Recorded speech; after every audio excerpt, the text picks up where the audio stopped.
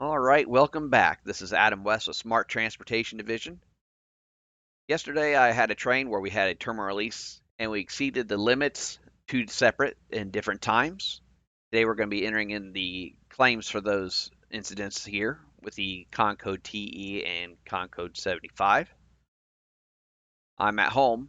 I printed off a TMCI last night and rushed home to see the kids before they went to bed. So I how we get to TMCI to print off. Let's use the mainframe here.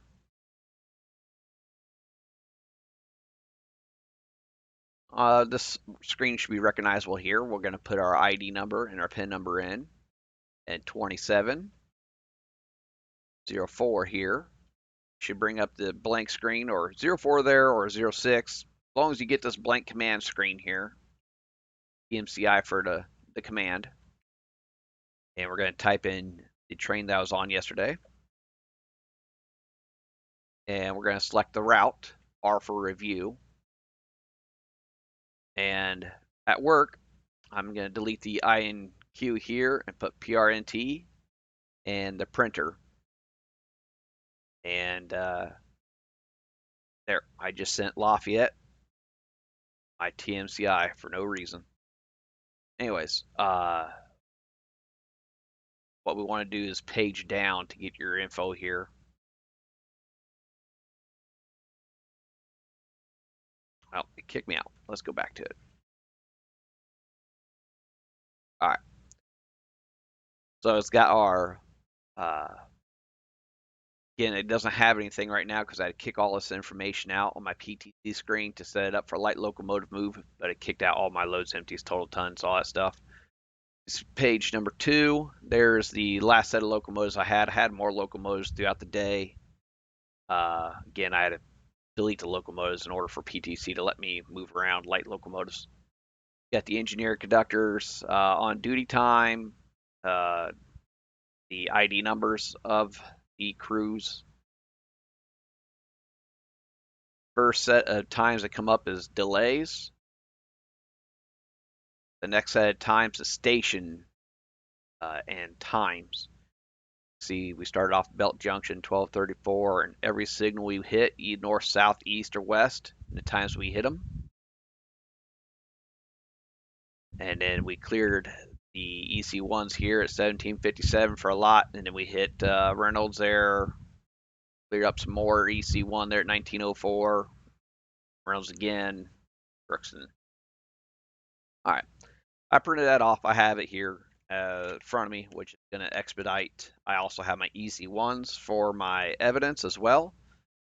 And let's start populating out the claim screen. Payroll claims. It's going to be the G321 with yesterday's claim date. Kind of service 2. We're going to use 2 different subdivision codes. This for to start off with, let's use K6 Lafayette. No employee claims exist. Ready for reporting.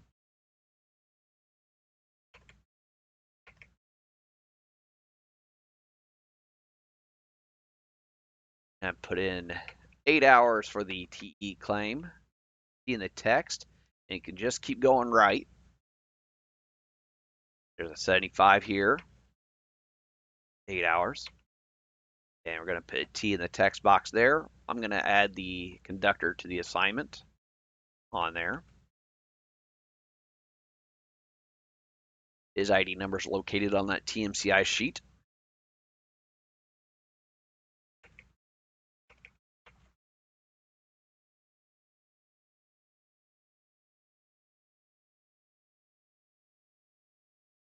At home, I just hit that tab button to go sideways faster instead of having to click each box. And then after I fill out this info, I'm going to hit the submit button. And answer some questions. Con code text for TE for the employee 208520 AR West. Bob posts where crew boarded the train.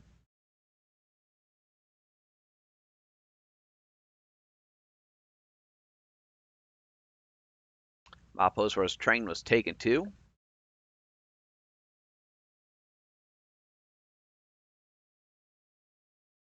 List the engines.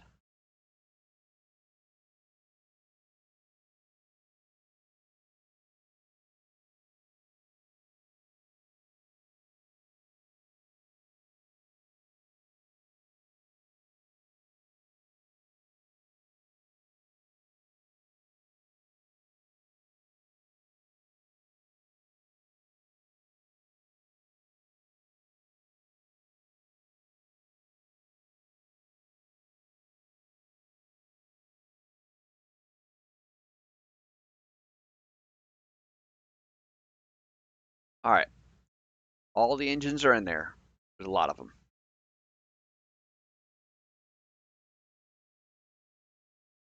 Claim text for con code 75 for employee ID number 208-520 AR West.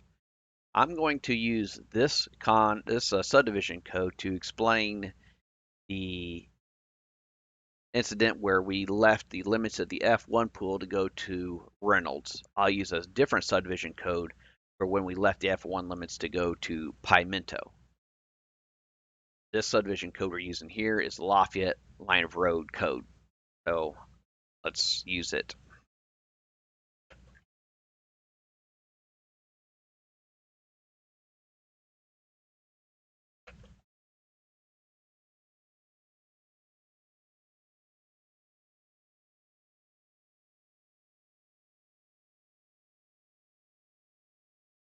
CGLA F1 limits. That's what we were assigned to. It has a beginning milepost of Terre Haute, ending Lafayette. Took the train to Reynolds.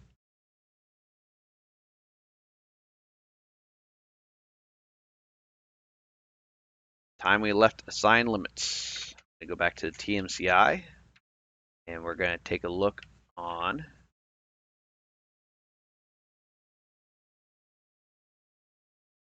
Ninth Street. I took it down at 1731 and returned to the limits when we tied up.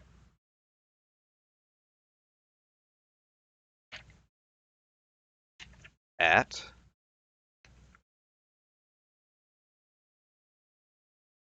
2110.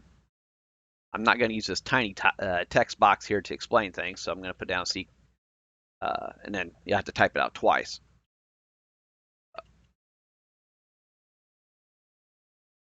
Now certify, save. Now it's asking me the claim text or con code TE for CS Myers.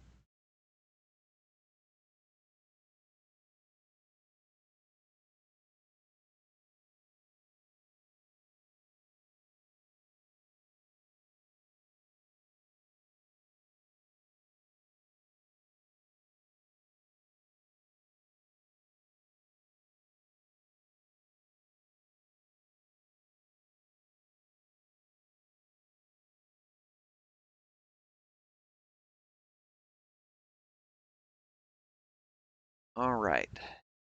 Yes button there. Now, what we got? Claim text for con code 75 for CS Myers. All right. List of locomotives again.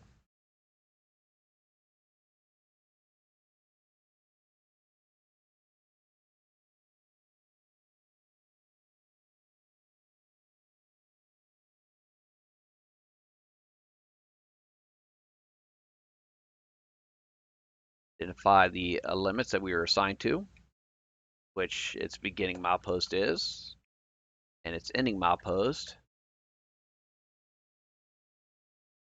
and where we operate to, outside, I should say.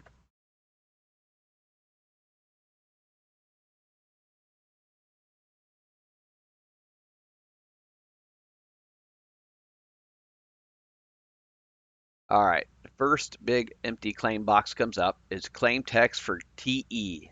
As you can see when I highlight it there, it appears, but when kind of cut off when it's not highlighted. I'm going to pause the recording and I'm going to start typing it in. All right. So basically, the claim text box is for your evidence. I leave a little small sentence here that they violated the agreement, portion of the agreement, but this box is more for your evidence. So, starting with the evidence, what had happened, who, what, when, where, why, and how. Who, what happened. The claimants were instructed to run through terminal to take train, well, G321 from Pimento through Lafayette to Reynolds to park train on the main line so TPW can take over. And here I'm putting more of my evidence. According to the TMCI, knocked down 9th Street at 1731 and knocked down Reynolds at 1900. We also had an EC1 that we had between milepost Q90 and North Lafayette Yard Limit, okayed and effective by dispatcher DMC at 1707, when released at 1904. There should be a substantial amount of evidence to back the fact that we did run through the terminal. And now it's a claim text box for the code 75. I'll be right back. Okay, again, claim text or code 75, rule numbers and article number, short and brief. The meat and the potatoes should be the claimant was instructed to exceed the limits of the CGLAF1 by dispatcher DMC. Your employee history will support the evidence that you were called in the CGLAF1 pool. Who instructed you to violate? DMC. What happened? Well, we took the train into the F2 pool limits, and that with the crew of the G321 parked a train at Reynolds, so on the main, so that the TPW could take control. Here's my evidence of an EC1 between Q90 and the North Lafayette Yard Limit, okay and effective at 1707 DMC, and according to the TMCI, 9th Street 1731 and Reynolds 1900. Ready to save that one. Text entered, press submit to continue. You've entered 8 hours, and 8 hours for the other employee. No, that's the same employee. 8 hours for first claim, 8 hours for second claim. Now it's asking me again, 8 hours and 8 hours again. I keep hitting the submit button over and over. The claim has been successfully submitted. So that's half the battle. Now we got one more code 75 to turn in. This is that's the one for going Reynolds. Let's put in the one heading towards Pimento. I'm going to use subdivision 4F. All right. So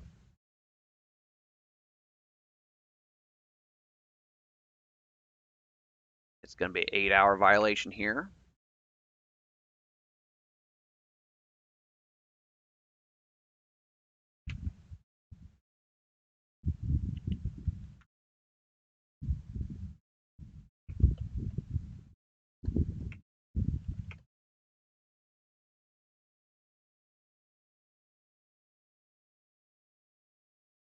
This is not stacking penalty claims because this happened on 2 different sides of our trip.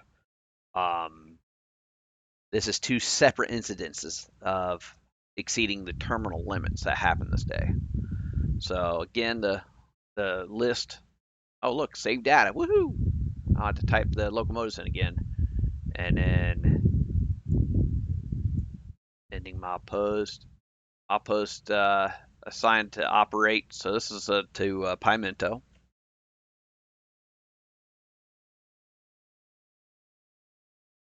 And then we're going to use the TMCI again to show that we left Belt Junction. Actually, it hit Spring Hill at 12:37.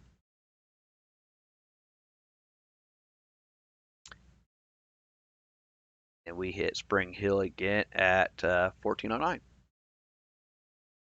Spring Hill is the south end of our limits. the claim text. That way I don't have to type it out twice in the small box.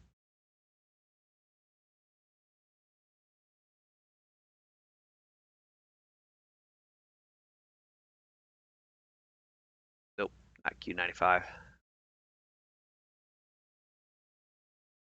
There we go.